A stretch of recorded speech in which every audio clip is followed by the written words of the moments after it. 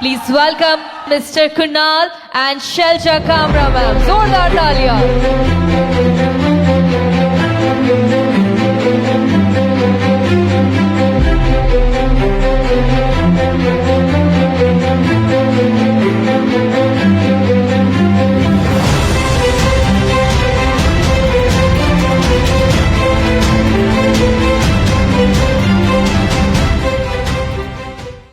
बहुत बहुत स्वागत है sir. Thank you so much. ये एक पेशेंस जो है, ये गृहस्थ जो मैं एक्सपीरियंस करता है वो ये आदमी निभा सकता है, इतनी पेशेंस. तो मैं अप्रिशिएट करती हूँ आपकी पेशेंस और यहाँ बैठे सभी लोगों की पेशेंस अप्रिशिएट कर रही हूँ. जानना चाहूँगी सर, बीइंग अ कपल कितना फ़ायदेमंद है ये बिजनेस? देखिए, बीइंग अ कपल हमेशा फ़ायदेमंद रहता है. एक्चुअल में क्या है कि नेटवर्क मार्केटिंग के अंदर जो भी आपने वर्ड यूज़ किया पेशेंस, है ना, इस पेशेंस के बिना काम ही नहीं चलता. बिल्कुल राइट. और जो पेशेंस है, मेरा मानना है कि वो महिलाओं के अंदर कूट कूट के भरी हुई है as compare to gents. Right.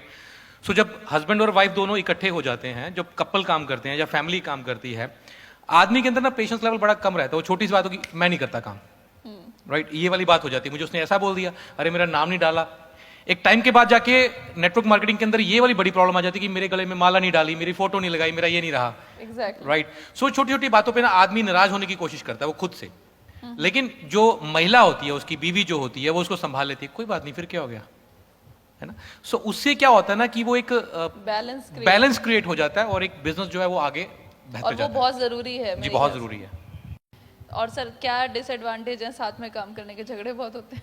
नहीं नहीं, अरे सीरियसली, हमारा रिलेशन पहले से 10 टाइम्स बेटर हो गया. मैडम हंस रही है. डाउट हो रहा है. नहीं, नहीं. ये जवाब बिल्कुल सही दे रहे हैं. एग्जैक्टली मैं ये समझती हूँ कि हमारे जो शादी के पहले वाले साल थे, जब हमारे बच्चे हुए, उनको बड़ा किया, तो ये फील्ड संभालते थे, मैं घर संभालती थी. उस टाइम पे कहीं ना कहीं हमारा रिलेशनशिप उतना मजबूत नहीं था जितना ये 3-4 सालों में हो गया, क्योंकि बच्चे थोड़े बड़े हो गए तो बराबर में चलने लग गए और हर चीज़ में हेल्दी डिस्कशंस.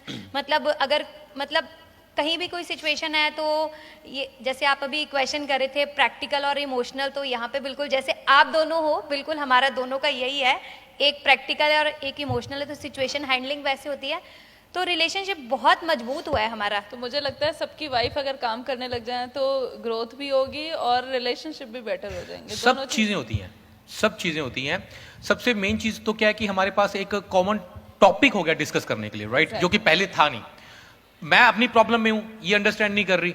राइट. अभी अंडरस्टैंड करती है कि अच्छा यार ये प्रॉब्लम, हम लोग डिस्कस करते हैं, समटाइम्स एक अच्छा सॉल्यूशन निकल के भी आ जाता है. एग्जैक्टली. मेरे को लगता है हर कपल को काम करना चाहिए. 100% करना चाहिए. जो लेडीज सोचती हैं कि हम नहीं हाउस वाइफ रहें, उनको भी आगे बढ़कर काम करना ये मुझे ऐसे लगता है लेडीज नहीं ऐसा सोचती हैं, जेंट्स ऐसा सोचते हैं, इसीलिए लेडीज बाहर नहीं आती हैं. अगर जेंट्स साथ में लेडीज को लेकर काम करेंगे तो लेडीज के अंदर जो वो दबा हुआ टैलेंट है ना, वो बाहर अपने आप निखर आएगा और हर महिला के लिए वो एक इंस्पिरेशन होगा.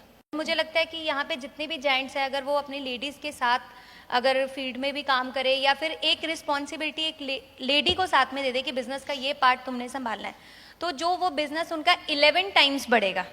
ये बहुत आपने बहुत ही अमेजिंग बात बोली है और ये मैं बिल्कुल एग्री करती हूँ कि अगर वो अपॉर्चुनिटी मिले एक औरत को, क्योंकि जब वो घर जैसी डिफ़िकल्ट चीज़ हैंडल कर सकती है, जहाँ पर इतनी चीज़ें हैं, मल्टीटास्क कर सकती है, तो फील्ड तो कुछ भी नहीं है मेरे हिसाब से. बिल्कुल. मैं एक चीज़ और व्यूअर से कहना चाहूँ, महिलाओं के अंदर ना एक टैलेंट रहता है ये वाला, ठीक है, as compare to gents. Right. So आपने देखा कि आजकल की जो लेडीज़ हैं वो रील्स ज़्यादा बनाने लग गई हैं, है ना. नहीं, वो तो जेंट्स भी बनाते हैं. लेडीज बहुत ज्यादा बनाने लग गई हैं. ठीक है. अरे भाई, महिलाओं को बाहर लेके आओ, अपनी बहनों को, अपनी बेटी को, अपनी बीवी को बाहर लेके आओ. उनके अंदर वो टैलेंट है, उसको डायरेक्ट सेलिंग इंडस्ट्री के अंदर यूज करो. बिल्कुल. नहीं तो वो टैलेंट कहीं ना कहीं तो वो अपना दिमाग लगाएंगी ना. ठीक है. सो एक बहुत अच्छा प्लेटफॉर्म है ये. और हम लोगों ने वेस्ट हो रहा है वो एनर्जी, एग्जैक्टली प्रोडक्टिव, वो प्रोडक्टिव चीज की तरफ आपकी एनर्जी लगेगी. बिल्कुल, वो बहुत ज़रूरत है सर. बाकी सर, प्रोडक्ट या प्लान, मैं ये जानना चाहूँगी, प्रोडक्ट कितना इफेक्टिव है या प्लान ज़्यादा इफेक्टिव है ग्रोथ? देखिए, ये ना एक्चुअली सवाल ठीक नहीं है एक्चुअली, क्योंकि दोनों चलेंगे, ये दोनों बराबर की लेन है. नहीं, कई क्या मेंटालिटी होती है, क्योंकि हम भी यहाँ पर काम कर रहे हैं, कुछ लोग बोलते हैं कि मैं तो कोई भी प्लान हो, प्रोडक्ट अच्छा होना चाहिए, हम सक्सेसफुल हो जाएंगे. अल्टीमेटली प्रोडक्ट अच्छा होना चाहिए. अगर Product, हाँ, मैंने आदमी के पास प्रोडक्ट जाके पहुंचा दिया, अब वो प्रोडक्ट का काम है कि वो दोबारा से रीसेल आए. एग्जैक्टली. तो आज की जो डायरेक्ट सेलिंग है और जो पहले डायरेक्ट सेलिंग थी उसमें क्या अंतर पाते हैं आप? देखिए, मैं फ्रेंकली स्पीकिंग, काफ़ी सारे लोग यहाँ पे बैठे हुए हैं, मेरा जो थोड़ा सा माइंड सेटअप है वो थोड़ा अलग है डायरेक्ट सेलिंग को लेके। डायरेक्ट सेलिंग जो है एक नोबल कोज होना चाहिए। मैं मैनेजमेंट्स भी जो हैं सारी की सारी उनके अंदर भी एक इमोशंस होने चाहिए।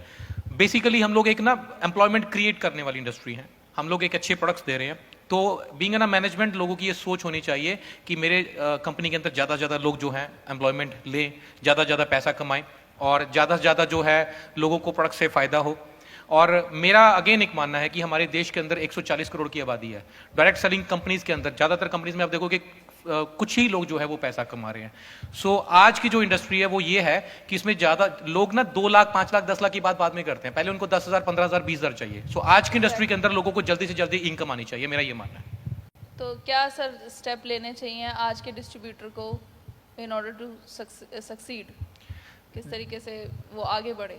देखिए, डिस्ट्रीब्यूटर्स को तो मेहनत करनी चाहिए, एक अच्छा कॉन्सेप्ट देखे। मेहनत का तो कोई विकल्प नहीं है, आपको एक अच्छी कंपनी देखिए, कंपनी की, और उससे ज़्यादा जरूरी है कंपनी की जो मैनेजमेंट है उनकी सोच देखनी चाहिए कि वो किस तरह की है। ठीक है, जैसे मैंने पहले बोला कि एक नोबल कॉज है, आपको इमोशंस के साथ जुड़ना पड़ेगा लोगों के। सो एक अच्छी कंपनी देखें, अच्छा प्लेटफॉर्म देखें और पूरी ताकत लगा दें अपनी, और इधर उधर ना भटके। ऑब्वियसली नहीं भटके, बिल्कुल नहीं क्योंकि भटकना चाहिए। आज की मार्केट ओपन मार्केट है, सोशल मीडिया पे सब बिखरा हुआ है, तो आपके हाथ में क्या पिक चूज करते हो आप? तो कुछ लोग बहुत जल्दी इन्फ्लुएंस हो जाते हैं। आप स्टडी करिए। नया जो डिस्ट्रीब्यूटर आया है वो स्पेशली, हाँ, उसको बहुत सारी वैरायटी, जैसे मिठाई की दुकान पे हमें बहुत सारी मिठाई दिखती है, तो कभी ये खाने का मन करता है, कभी वो खाने का मन करता है, तो उस चीज़ में क्या होता है, किसी एक चीज़ का फ्लेवर हम ले ही नहीं पाते। जी बिल्कुल। तो उसके लिए आप क्या कहना चाहेंगे कि आज के डिस्ट्रीब्यूटर, जो न्यू डिस्ट्रीब्यूटर आ रहे हैं, उनको क्या करने की ज़रूरत है? देखिए, उनको सबसे पहले जरूरी है कि अपनी एक अच्छी कंपनी को चूज करें, स्टडी कर लें मार्केट को अच्छे से। लोगों की प्रॉब्लम क्या रहती है, वो पहले शुरू करते हैं, बाद में स्टडी करना शुरू करते हैं। ठीक है, आप पहले स्टडी करिए, आप अपना टाइम लीजिए, 1 महीना 2 महीने 4 महीने 6 महीने, आप अपना टाइम लीजिए, अच्छी सी कंपनी को देखिए, कंपनी की सोच देखिए, प्रोडक्ट देखिए, प्लान देखिए, और अगर आपको अपना फ्यूचर नजर आ रहा है तो फिर घोड़े की तरह इधर उधर वो लगा लीजिए और देखना बंद करिए और पूरी ताकत लगा दीजिए। एक सर मैं क्वेश्चन पूछना चाहूंगी आपसे, मेरा लास्ट क्वेश्चन जी। होगा। कुछ लोग मार्केट में क्या है, जो पुरानी कंपनीज जम गई हैं, ठीक है, मैं नाम नहीं लेना चाहूंगी, बड़ी कंपनीज जो जम गई हैं, वो कभी नहीं चाहेंगी कि छोटी कंपनीज पनपे या छोटी कंपनीज ग्रो करें।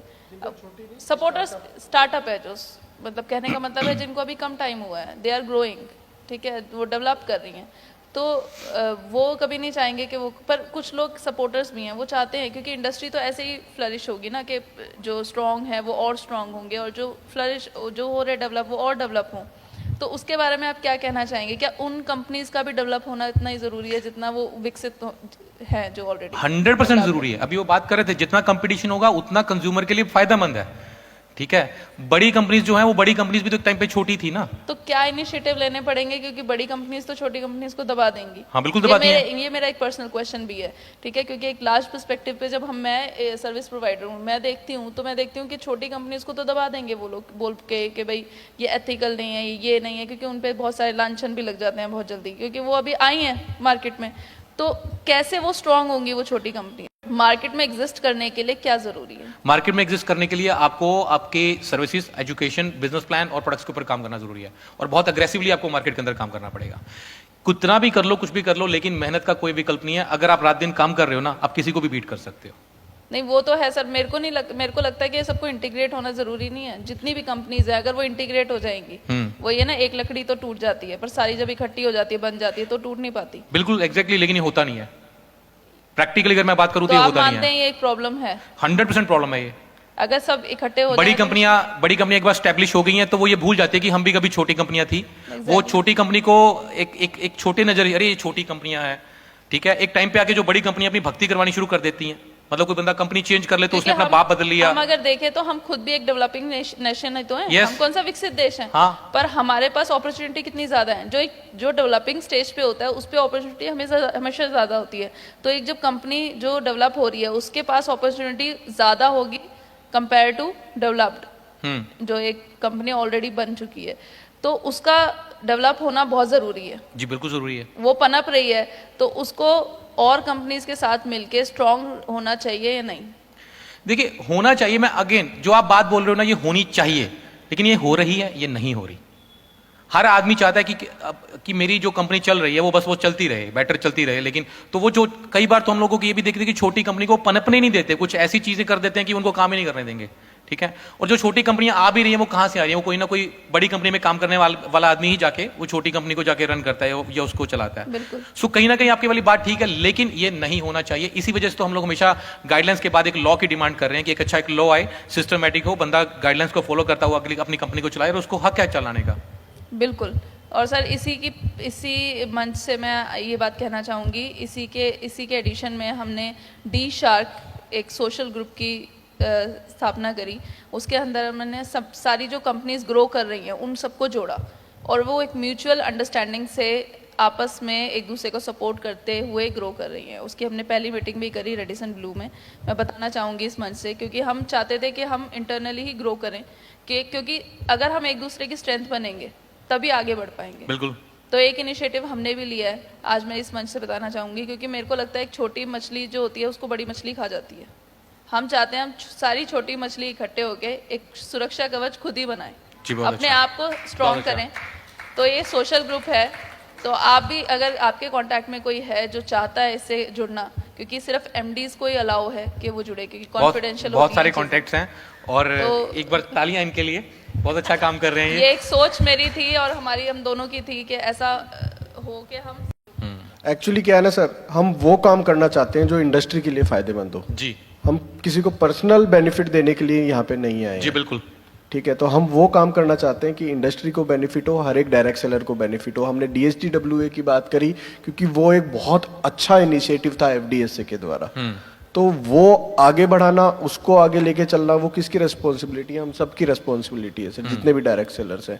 और यही स्टेप्स हैं सर हमारे, जो हम लोग ये प्लेटफॉर्म लेके आ रहे हैं, इसी से इवॉल्व आएगा सर। इसी से लोग साथ में बैठना शुरू करेंगे, एक दूसरे की बातें करना शुरू करेंगे और फिर अपने काम में लग जाएंगे। ठीक है ना, उनको ये मतलब नहीं रहेगा कि मेरे को डर लग रहा है कि आज मैं कुणाल जी के साथ बैठा हूँ या मैं दीपक जी के साथ बैठा हूँ या अनिल कुड़ी जी के साथ बैठा हूँ। अरे यार, उनके साथ बैठे हैं तो नॉलेज लेके जाएंगे कुछ ना कुछ, उनके पास 20 साल का एक्सपीरियंस है इंडस्ट्री का। जब ये भावना शुरू हो जाएगी ना सर इंडस्ट्री में, तब चीजें मजेदार होने लग जाएंगी। ये आपने बिल्कुल सही बात बोली। DSDWA के साथ मैं भी एक टाइम पे जुड़ा हुआ था, मैं वाइस प्रेसिडेंट था वहाँ पे, काफी साल पहले की बात है। तो अगर मुझे भी 16-17 साल का इस इंडस्ट्री के साथ हो गए हैं मुझे जुड़े हुए, और आप मानोगे मुझे बहुत सारे लोग मिलते हैं, कई बार बात भी चलती है कि आपकी कंपनी मेरी कंपनी, तो मैं एक ही सवाल करता हूँ कि भाई अगर आपको आपकी कंपनी के अंदर फ्यूचर नजर आ रहा है, आप खुश हो, तो वहां काम करते रहिए, मेरी बेस्ट विशेष आपके साथ है। लेकिन अगर नहीं नजर आ रहा तो हम इस टॉपिक के ऊपर बात करेंगे, अदरवाइज नहीं। और मैं चाहता हूँ सभी को ये करना चाहिए कि सामने वाले को अगर वो वहां पे सेटिस्फाइड है, खुश है, उसको अपना फ्यूचर नजर आना चाहिए, तो उसके साथ इस तरह की कोई बात नहीं करनी चाहिए। एक दूसरे को सिखाओ, इंडस्ट्री की बात करो। अभी तो भाई 140 करोड़ की पॉपुलेशन है, कहाँ है हम लोग? अभी तो हम लोग पूरा का पूरा देश बाकी पड़ा हुआ है इस इंडस्ट्री को आगे लेके। In short, working culture develop करना एग्जैक्टली एक हेल्दी कंपटीशन होना चाहिए, वर्किंग कल्चर होना चाहिए, एक दूसरे को आगे बढ़ाने की भावना होनी चाहिए। सब कंपनियों के अंदर कुछ ना कुछ अच्छा रहता है। Thank you very much sir Kunal ji, thank you very much, thank you sir.